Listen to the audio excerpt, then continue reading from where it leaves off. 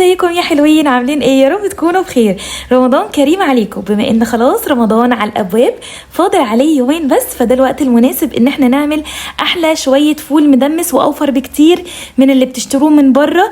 وشايفين لونه وجماله فعلا يا جماعه، مش هتندموا خالص لو عملتوا الفول بالطريقه دي، وهي فعلا طريقه اقتصاديه ما فيهاش افتكاسات كتير. بس قبل ما ندخل على الطريقه، يا ريت يا جماعه تعملوا لايك للفيديو، عشان فعلا اللايك بيدعمني وبيشجعني جدا، وكمان تشتركوا في القناه لو انتوا اول مره بتشوفوني، كومنتات حلوه كتير زيكم. ودلوقتي يلا بينا ندخل على الطريقه. شايفين الفول شكله عامل ازاي؟ يلا بسرعه على الطريقه. اول حاجه هنجيب ربع كيلو من الفول تدميس يكون بلدي. قولي للعطار عايزاه بلدي مش عايزاه افرنجي، عشان البلدي بيكون فاتح. المستورد، الفول المستورد بيكون لونه غامق وبيديكي نتيجه سيئه جدا الصراحه في الفول. فعايزين ربع كيلو فول تدميس يكون بلدي. هتشوفوا دلوقتي لونه عامل ازاي. انا هنا وزنت ربع كيلو، بصوا شايفين فاتح جدا، وده اللي هيخلي معاكم فول التدميس فاتح. هننقعه بقى في ميه من 6 ل 8 ساعات. انا الصراحه بنقعه قبل ما انام، وبصحى الصبح بغير عليه الميه وبشطفه كويس، وببتدي ان انا اجيب قدره الفول بتاعتي. عايزين تعملوه في حله اعملوه مفيش مشكله. انا هنا عندي قدره فول صغنطوطه كده، فبعمل ربع كيلو فول عشان ما يكون على قدها، لان القدره عندي هنا مش كبيره قوي. فلو عايزين تزودوا كميه الفول زودوه. بصوا بقى هنا الفول بتاعي بعد ما اتنقع الحبايه كبيره زي ما قلت لكم. الفول فاتح مش غامق، مش زي خالص المستورد. يا جماعه ابعدوا تماما عن الفول المستورد، عشان فعلا هتزعلوا قوي لو عملتوا الفول المستورد.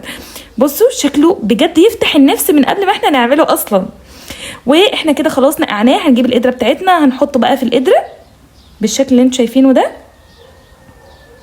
وبعد كده بقى هنحط عليه الاضافات بقى، وهي اضافتين او 3 بس، واقتصاديين مش غاليين خالص. ولا هنحط رز ولا كل الافتكاسات دي. هنحط بالظبط معلقه عدس كبيره، عدس اصفر، ونغسلها كويس ونحطها. عايزه تحطي معلقتين حطي معلقتين، بس اقل حاجه معلقه عدس كبيره. زي ما انتم شايفين كده انا غسلتها كويس وحطيت العدس على الفول. بيديله لون حلو جدا، وكمان بيديله قوام تحفه. عندي هنا بقى نص ليمونه، ما تستغربوش وما تخافوش ان هي تمرر الفول، لا يا جماعه بالعكس خالص.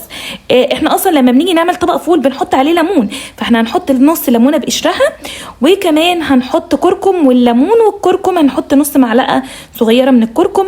الليمون والكركم يا جماعه بيحافظوا على لون الفول، ما بيخلوهوش ان هو يغمق معاكم. دلوقتي بقى هنحط ميه مغليه، وانا عايزاكم تحطوا ميه مغليه مش ميه من الفلتر، ميه مغليه عشان ده الافضل للفول. وشفتوا العلامه اللي انا بقول لكم عليها دي العلامه اللي انتوا هتحطوا عندها لحد عندها الميه، ما تزودوش عن كده. هنحطه على النار هاديه من 6 ل 8 ساعات، وهتاكلوا احلى فول مدمس تقطوه في حياتكم. شايفين القوام؟ شايفين اللون؟ شايفين الفرق الفظيع يا جماعه ما بين الفول اللي بيتعمل في البيت والفول بتاع المطاعم؟ احنا مش بنقطع ارزاق خالص، بس احنا بنحاول نوفر، عشان انتوا عارفين ان الفتره دي صعبه على الناس كلها، فاحنا بنحاول الى حد ما نوفر. لان علبه الفول بره عامله 20 و25 جنيه. طب ما احنا بال 25 جنيه دول نجيب ربع كيلو فول تدميس ونعمله في البيت، وهيعمل لنا قدره وهيطلع معاكم بالشكل ده. لايك وسبسكرايب لو انتوا اول مره تشوفوني. اشوفكم الفيديو الجاي على خير، وباي باي يا حلوين.